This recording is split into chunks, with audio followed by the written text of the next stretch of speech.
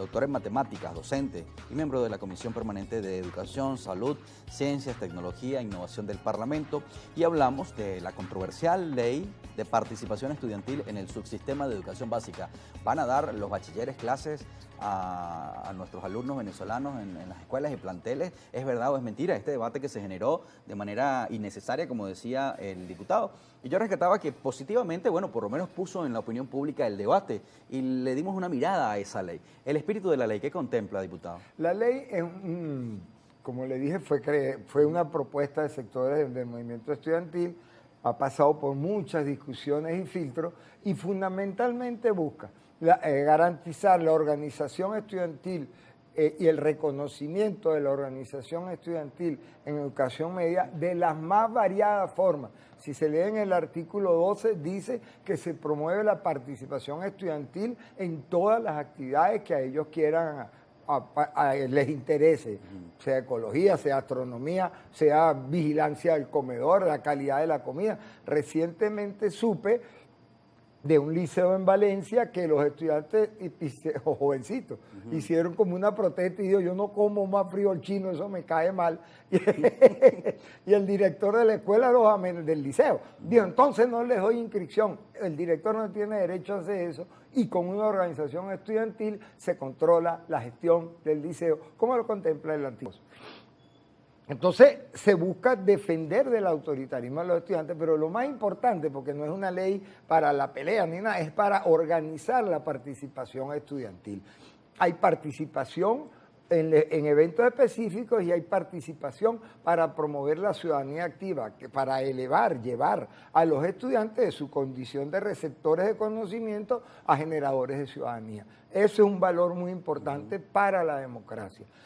Eso se corre en riesgo, claro que hay riesgo. Por ejemplo, el Ministerio de Educación tiene una visión política de la vida y por ley es el ente rector de los liceos públicos. La tentación de que metan una inclinación partidista allí es muy grande, pues a defendernos de eso, porque la ley lo garantiza, es más, casi que lo exige, que los estudiantes mantengan, creo que es el artículo 9, garantiza la autonomía de la organización estudiantil, de las organizaciones estudiantiles.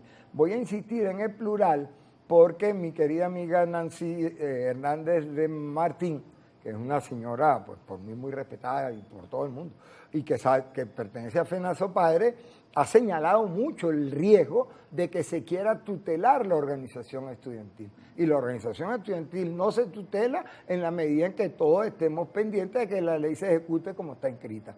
O sea, la ley no establece un tutelaje. No, por el contrario. Mire, lo que hay que hacer es cumplir la ley. Eso es lo que digo yo. Mira, mire, en los no sé cuántas mil asambleas, que fueron más de 3.000 asambleas que se hicieron para la discusión de la ley con los estudiantes, y que es verdad, arrancó un poco como dirigida, pero después contra nadie dirige 3.000 asambleas y ahí pasó de todo y dijeron de todo. La palabra tutela se la dijo un estudiante, la Miguel Antonio Caro, y dijo: a nosotros no nos van a tutelar, nosotros queremos nuestra organización propia. Esa palabrita corrió de norte a sur y de este a oeste de toda Venezuela. O sea, un valor que no está escrito, intrínseco a la ley, y entre los que participaron en ella. Tiene de ventajoso ahora que viene el proceso electoral, que ojalá se pudiera organizar la inscripción de los jóvenes en el registro electoral, sobre todo los que están terminando el bachillerato, para que no siga ocurriendo eso que denunciaron el Día de la Juventud, de que hay 3 millones de jóvenes, que de 3 millones se han inscrito 18.000. Yo no sé, yo no tengo la cifra en la mano, pero sea cual sea la cantidad, hacer ciudadanía activa, llevando a los jóvenes a incorporarse al registro electoral, a los del último año por lo menos, que estarían muy cerca de ser ya mayores de edad, o son, incorporarlos a la vida ciudadana. Entonces, esas son virtudes. Favorablemente, entonces, pero por supuesto, en organización de todo tipo, ¿no? Y de esa palabrita hay que repetirla hasta el cansancio. Así como uno dice que no se va a sustituir maestro, yo creo que eso deberíamos darle un brochazo a esa discusión.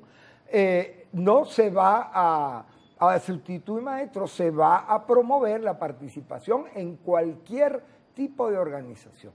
Ahora, pero podría, con esta ley de participación estudiantil, ocurrir que si los maestros por alguna razón, no digamos en esta coyuntura específica donde han estado en protestas, qué sé yo, sino en cualquier otro momento no hay suficientes profesores, como ha ocurrido no en estos 2 o 3 meses de protestas que se han mantenido, sino en los últimos años que muchos han tenido que abandonar las aulas por diferentes razones, porque emigraron del país, porque efectivamente el sueldo no les alcanza, o porque decidieron hacer otra cosa, que los estudiantes pudieran sustituir a los profesores. ¿Esto lo permitiría la ley en un eventual caso? No lo contempla, pero esa es una discusión, digamos, de otro deporte, Okay. no de este deporte.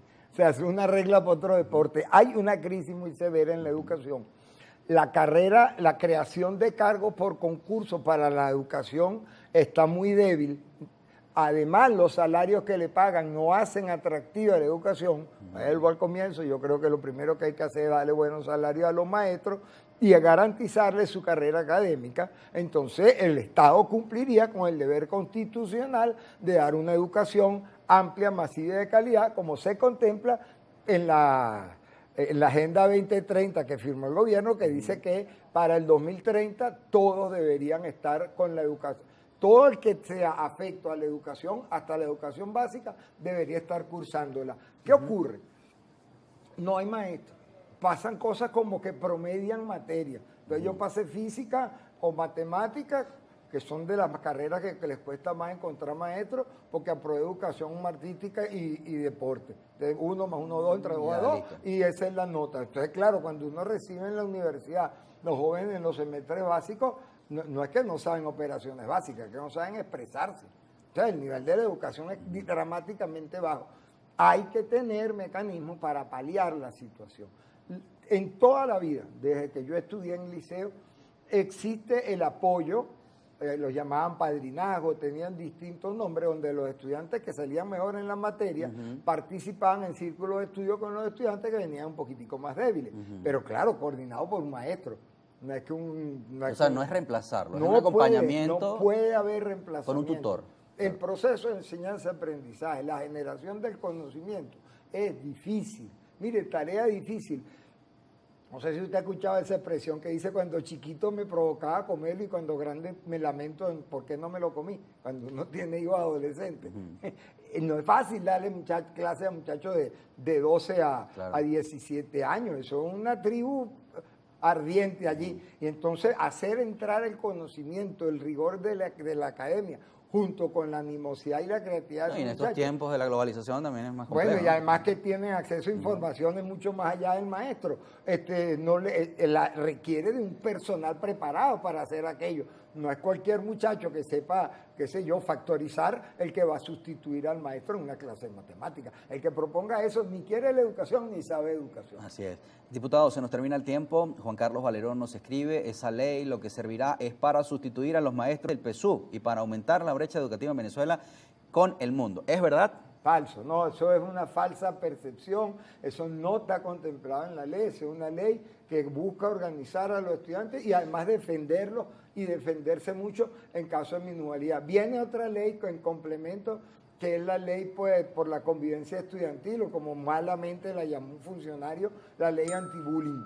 Nosotros no estamos, porque la ley anti-bullying es una cosa represiva. Nosotros estamos promoviendo desde la comisión una ley que garantice la cooperación entre los estudiantes para superar esa deplorable actitud. Respuestas cortas en esta parte. Daniel Fajardo dice: buenos días, ¿por qué persiguen a los docentes que están en la calle reclamando sus derechos constitucionales? Si el docente de aula en los últimos 7 años es el que ha mantenido el derecho a la educación de los niños, niñas y adolescentes sin importar su salario. Y agregaría, diputado... El que persiga maestro es un tonto, un tarado. ¿Por qué lo persigue? Por tarado, pues eso no puede ser una política. Me gusta eso, Ahora, ¿cómo evalúa, para ir cerrando la entrevista y leo otro comentario, la respuesta del gobierno ante la protesta de los maestros? Mal, muy mal. Tienen año y pico discutiendo un contrato colectivo y no hay una cláusula compensatoria. Yo no sé si usted ha estado, yo estuve alguna vez en mi vida discutiendo convenios colectivos cuando era gremialista. Ahí siempre uno arranca, denos esta cláusula mientras se aprueban las cláusulas socioeconómicas, un bono compensatorio, nada, no puedo creerlo. el dólar de noviembre a hoy se multiplicó por 3, es decir, que si usted pagaba 100 por algoritmo, en noviembre ahora lo paga en 300, usted 2/3 más pobre, ¿cómo no le van a dar una compensación? Como un maestro que tiene, además que da clase en 2 y 3 escuelas para redondearse, aparte de que hace uñas y de otra cosa, y vende torta y no sé qué, va a tener atención correcta sobre ese grupo de estudiantes que yo le dije que son complicados.